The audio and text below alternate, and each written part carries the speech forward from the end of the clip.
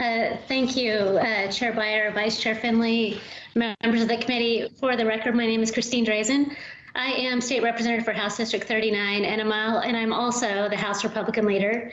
And I am here today in support of Senate Joint Memorial 5. A year ago today, I spoke out in committee in opposition to Oregon's adoption of a cap-and-trade program. And today, I am honored to be with you in support of an alternative.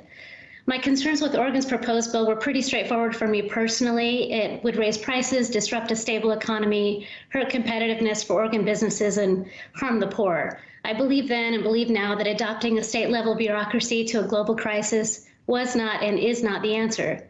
But legislation before Congress now in the Energy Innovation and Carbon Dividend Act could be. And it deserves their full consideration. The act is not punitive, it is not regressive, it does not pick winners and losers among the American people, and instead provides an equal monthly dividend to everyone with an ITIN or an EIN, and their dependents to offset increased costs of goods and services. The distribution of this dividend, not to energy producers, but to consumers directly, allows the act to be revenue neutral and does not expand the federal government bureaucracy. The act exempts the diesel fuel that farmers rely on to raise our food on their farms. It recognizes the impacts of the new carbon fee and not only pauses EPA regulations on emissions, but also creates a border carbon adjustment to protect jobs and families. The act acknowledges the value of carbon sequestration and doubles down on this notion that if carbon dioxide can be captured or scrubbed out of an emission source and then sequestered in a permanent form, that it doesn't actually contribute to global warming. I think this is brilliant. The Energy Innovation and Carbon Dividend Act provides a refund for those companies that collect and sequester CO2 produced by coal, oil, or natural gas. The refund would be equal to the carbon fee that was in place when the CO2 itself was created. The CO2 capture and sequestration could be applied to any power plant or manufacturing process that burns coal, oil, or natural gas and vents the CO2 to the atmosphere. Another possible application could be ammonia fertilizer manufacturers, where pure CO2 coming out of the process is often released into the atmosphere but could be compressed and sent to a pipeline that carries it to a sequestration site. This provision in the bill allows carbon capture and sequestration facilities on a level playing field with low carbon energy technologies like wind, solar, power, hydro, nuclear. The act does not hold back funding from the dividends to subsidize or fund private sector research, but simply allows private companies to determine for themselves if they judge the carbon price justifies investing in carbon capture and sequestration. I'm a fourth-generation Oregonian, and I believe in this state and her future. I have the privilege of serving in the legislature to do my part to solve problems and help people.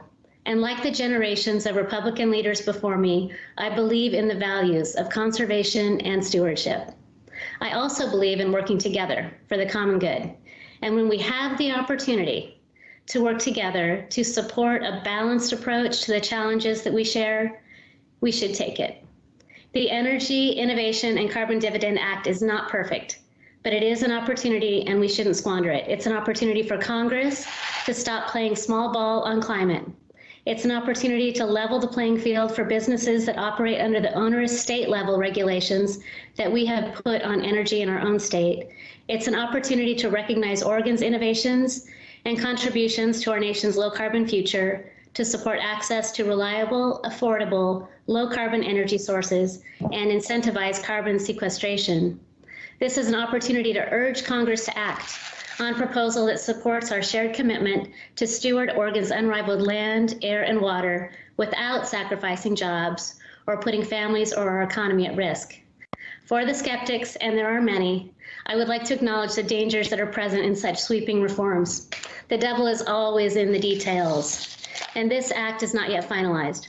But as the process continues to move forward, I would encourage our congressional colleagues to resist burdening the act with bureaucratic bloat, preferential treatment, pork spending, or backroom deals, and instead hold to the strength of a clear proposal that reduces emissions, protects consumers, encourages private sector innovation, and with that, I feel confident we can maintain bipartisan support.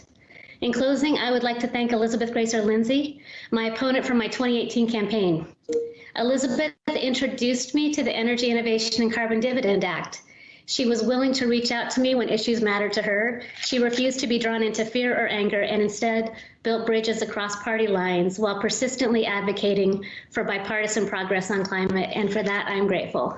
I urge your support today of Senate Joint Memorial 5. Thank you.